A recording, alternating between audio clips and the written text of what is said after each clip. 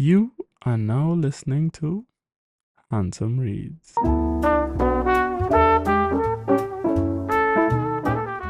Now I know that you already know this, but you know how we do.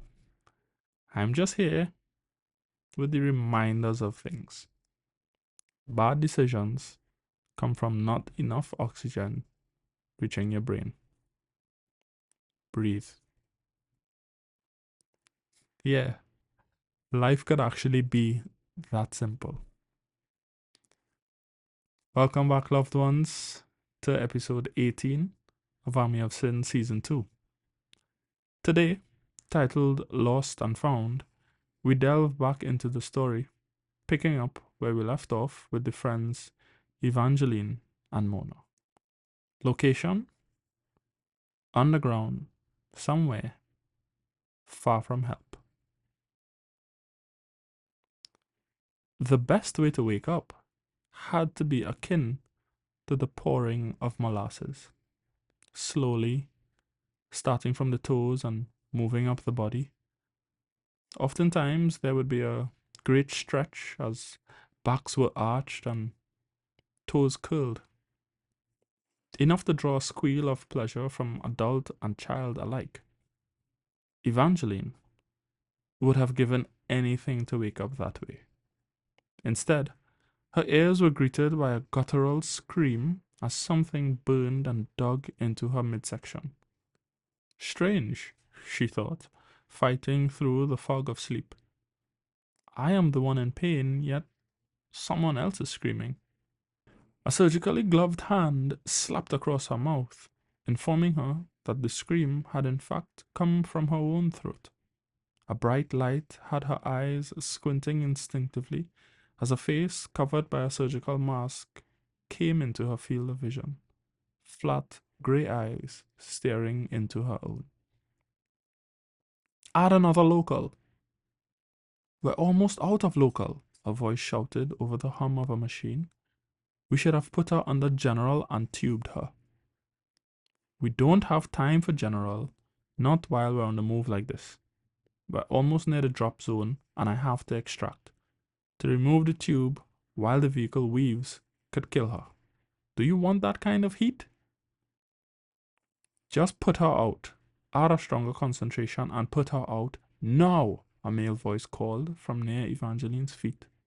As she began to thrash in earnest, eyes peeled wide in horror at the blood-drenched hands buried in her flank. Her body went numb, the pain at her side reduced to a dull ache as the cabin of what must have been a large mobile lab grew dark.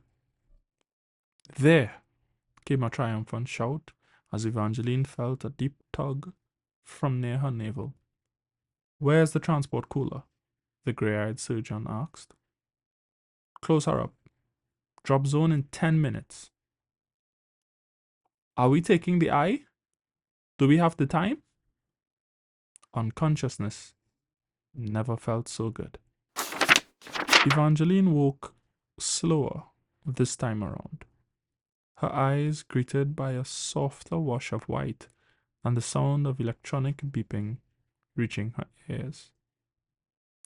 Her neck ached as she turned her head to the side to the display of figures. Welcome back, Sleeping Beauty, came a cheery voice near her hip.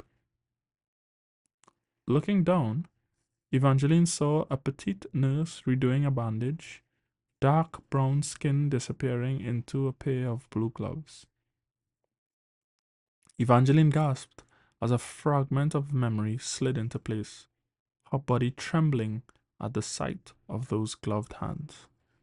Hey, easy, sweet girl, the nurse shushed, the light brown of her eyes a gorgeous offset against the deeper brown of her skin, filled with genuine concern. Taking a shuddering breath of relief at the color of the other woman's eyes, Evangeline closed her eyes. A head that felt 3 times its actual size. Where am I? A Marseille hospital, sweet girl. For the past 2 days, Folding her arms, the nurse glanced up at the television. We've managed to keep the vultures at bay. What happened? Evangeline asked through dry lips. Let's wait until the doctor comes. I've already paged him that you're awake, so in the meantime, have a drink, she offered, holding a freshly opened bottle of water and a straw. On cue, the door swung open, granting entrance to another guest. A surgical mask came into her field of vision, flat grey eyes staring into her own. Evangeline's sanity danced on the edge of a precipice. Light reflected into the glasses the doctor wore, shielding the color of his eyes. His scrub cap, however, was the same green as her memory. Everything screamed at her to run. Raising his hands, he unhooked the surgical mask from his face. Peeling off the pair of blue gloves with a snap, he raised his fingers to rub below his glasses. How's our patient, Rissa? He asked in deeply melodic French. Biting her lip, the nurse spoke with her back turned, busying herself with tucking in the folds around Evangeline's legs. BP is 114/78, O2 sats are in range, and urine is showing good kidney function. We're waiting on you. She would like an update. Crossing over to the bed, the doctor gently squeezed the nurse's shoulder before softly ordering her to go rest her feet. Turning back, he peered down at Evangeline as she reached up to remove his glasses. Flat, grey eyes stared back into her own. Evangeline screamed as her sanity took a swan dive. Dr. Francois Lejeune was exhausted. Only sheer will kept him on his feet at this point. Now, as his gorgeous patient's mouth peeled wide, her good eye a huge saucer of horror, he inhaled deeply. Here we go. On the television, bolted to the wall in the corner of the room, headlines rolled across the screen of Evangeline's attack over an international news station, an inset of her face to the top right of the screen. Get me a psych consult in here, stat, he barked as nurses streamed into the room. And for God's sake, someone put her under. Put her out.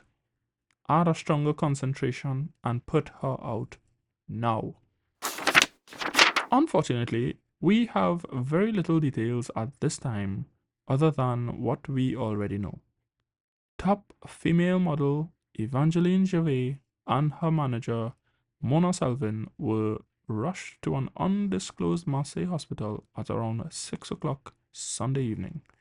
It has been 48 hours and still the medical staff remains tight-lipped. Aleski. Sire, the aide responded, going from resting to fully awake, the glow of sunset reflecting off of one side of his face. Make preparations, Henri replied. We return to Europe. Kenneth Brock could not stop eating. Not that he wanted to at this particular moment, between forkfuls of raw minced beef and licks from the ice cream cone he held in his other hand. He had flown in on the American Airlines red-eye from Marseille to his Dallas doorstep, ravenous. The meal the stewardess had offered him did nothing to offset the hunger swirling in his stomach. Maybe I should have taken up that chef on her offer of a second serving, he thought to himself. Dabbing at the juices that ran down into the groomed edges of his beard, Kenneth never broke rhythm between forkfuls of beef and licks of ice cream cone. His jaw ached from the workout he had given it over the past hour, yet his stomach, the bottomless pit that it had become, yowled in response to any hint of a pause. Thank goodness the delivery man was on his way. Crushing the remnants of the waffle cone into his mouth, the millionaire Texan's eyes rolled back in pleasure as the eighth and final cone disappeared into the black hole that was now his stomach. Where was that bloody delivery man? To be continued. Thanks for stopping by. See you guys soon. Take care. And as always, love and light.